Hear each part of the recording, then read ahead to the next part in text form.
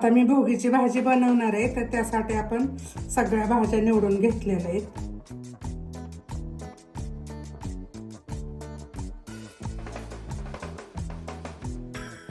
तयार झालेले तिळगुळ घ्या, गोड गोड.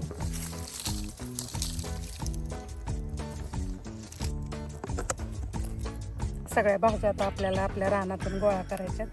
आता एक लसणाची पात घेतलेली आहे, आता कांद्याची पात घ्यायची आहे. हिरव्या भाज्या आता नवीन आलेल्या ह्या वर्षी सगळ्या वापरायच्या असतात. शेंग आपल्याला भोगीची भाजी बनवायची ना, तर त्यासाठी वल्ली कांद्याची पात घालायची. सीझनच्या सगळ्या नवीन नवीन भाज्या टाकायच्या. तर हे लाल पानाची भाजी, प्रत्येक भाज्यांचा एक एक मूठ घालायचं आहे आपल्याला. ताजी ताजी कोथिंबीर, रानातल्या सगळ्या वस्तू रानात तयार आहेत ते आपण आता झालं मग भरपूर झाले.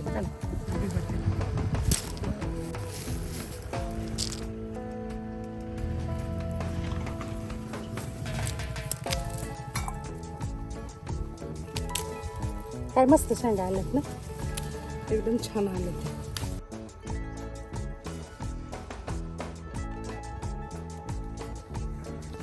किती भाज्या काढल्या मी, तू अजिबात काय करू लागा येत नाही काय.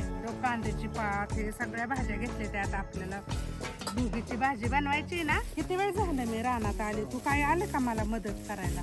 मला सांगायला काय, तू मगाशी तुरीच्या शेंगा तोडाय आल्यानंतर, हरभऱ्याचे गाठी सोलल्यानंतर तू गेला निघून. मला सोलू तर लागितलं का सांग बरं. आणि त्याला धुयचं, हा धुतल्यावर खायचं मग बरं का. किती टमाटे आले ते बघ बरं, किती छान झाड आलेत आपले.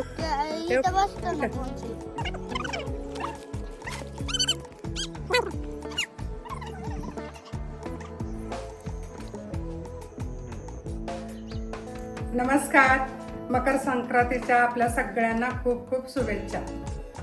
तर आज मी भोगीची भाजी बनवणार आहे. तर आता भाजी बनवायला सुरुवात करू. बोर आपण धुवून घेतलेले, तर ह्याला असं चिरून बघायचं म्हणजे खिडकीत आपल्याला समजेल. आता मी भोगीची भाजी बनवणार आहे, तर त्यासाठी आपण सगळ्या भाज्या निवडून घेतलेल्या आहेत.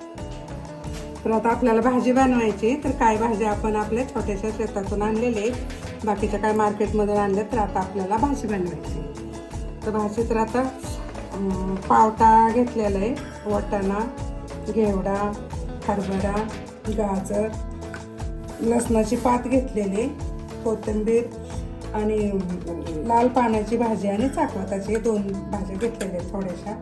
वांग चिरून घेतलेले, शेंगदाणे आपण भिजत टाकलेले ते टाकायच्या भाजीमध्ये. तुरीच्या शेंगा आपण हे सोलून त्याचे दाणे घेतलेले. बोर आपण हे बारीक कट करून घेतलेले. खोबरं आणि तीळ घेतलेले आणि वल्ल्या कांद्याची पात घेतलेली चिरून. परत आपल्याला भाजी आणि हे ऊसाचे तुकडे, हे तुकडे जे आपण मोठे केलेले आहेत ते छोटे छोटे नाही, कोणाचे तर म्हणजे असं घशात ते अडकून येऊन आपण असे मोठे टाकले. कोणाला आवडलं तर चावून खायचे, नाही तर बाजूला काढून टाकायचे. तर आपण ऊसाचे 4 तुकडे घेतलेले. तर आता आपण भाजी तयार करायला घ्यायची. तर आता ह्याच्यामधल्या काही भाज्या आपल्याला उकडून घ्यायच्या. ते तर हे पावटा टाकलाय, वाटाणा, हरभरा, हे तुरीचे दाणे आणि आपण हे भिजवलेले शेंगदाणे त्याच्यामध्ये टाकून घ्यायचे.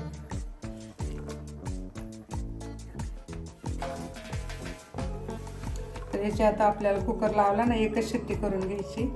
त्यामध्ये थोडंसं पाणी घालायचं, जास्त पाणी घालायचं नाही, एक अर्धा ग्लास.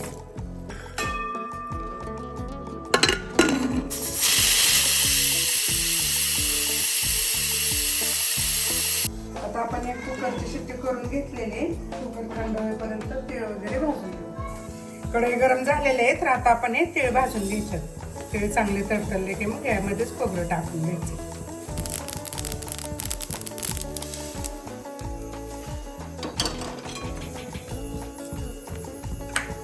त्याच कढईमध्ये आता आपल्याला हे खोबरं पण ब्राऊन कलर येतो चांगलं भाजून घ्यायचं. आपलं खोबरं भाजून तयार झालेलं आहे. आपलं खोबरं तीळ थंड झालेलं आहे, तर आता ह्याला आपल्याला वाटून घ्यायचे. कुकर थंड झालेलं आहे.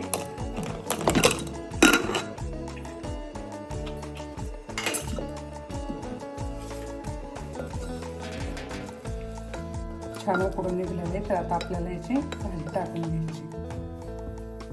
आता आपल्याला याच्यामध्ये एक मोठा चमचा तेल टाकायचंय. तेल गरम झाले की त्याच्यामध्ये मोहरी टाकायची. मोहरी तळली त्याच्यामध्ये एक चमचा जिरं टाकून घ्यायचं. त्याच्यानंतर जे आपण हे लसणाचे पात बारीक चिरलेले आहे ते टाकायचे फोडणी.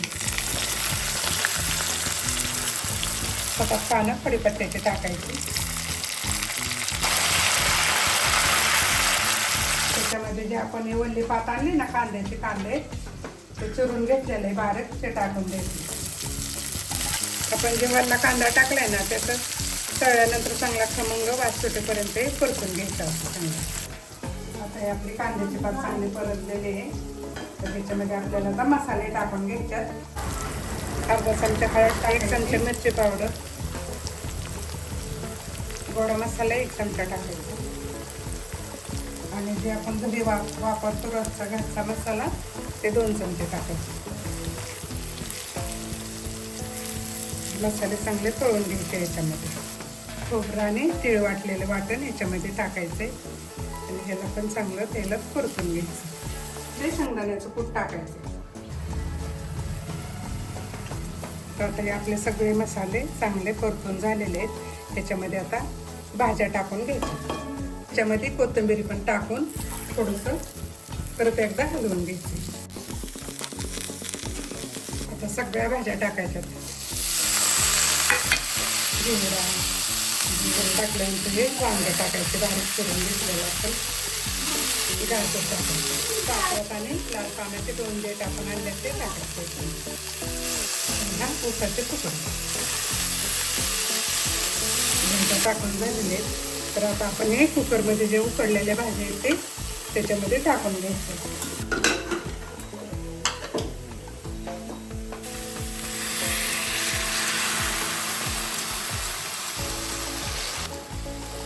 सगळ्या भाज्या परत एकदा मसाल्यात चांगल्या अशा हलवून घ्यायच्या. आता ह्या आपल्या भाज्या परत चांगले परतून झालेले. ह्याच्यामध्ये चवीपुरतं आपल्याला मीठ टाकून घ्यायचे.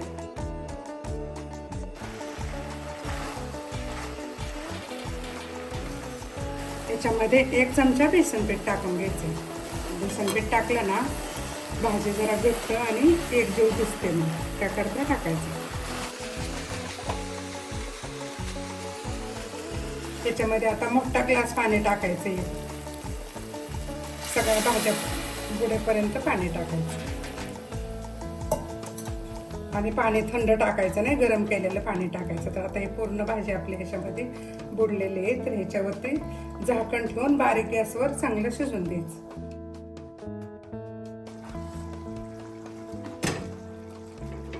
बाजरीच्या भाकरी अशा पातळ आणि खरपूस भाजायच्या. त्याला मस्त तीळ लावायचे साऱ्या बाजूनी. तर आता आपली भाजी तयार झालेली आहे आणि भाकरी तयार झालेली. मस्त झालेली आहे आपली भाजी. शिजली चांगली. तर आता गॅस बंद करून घ्यायचंय. एकजीव आणि घट्ट झालेली आहे भाजी.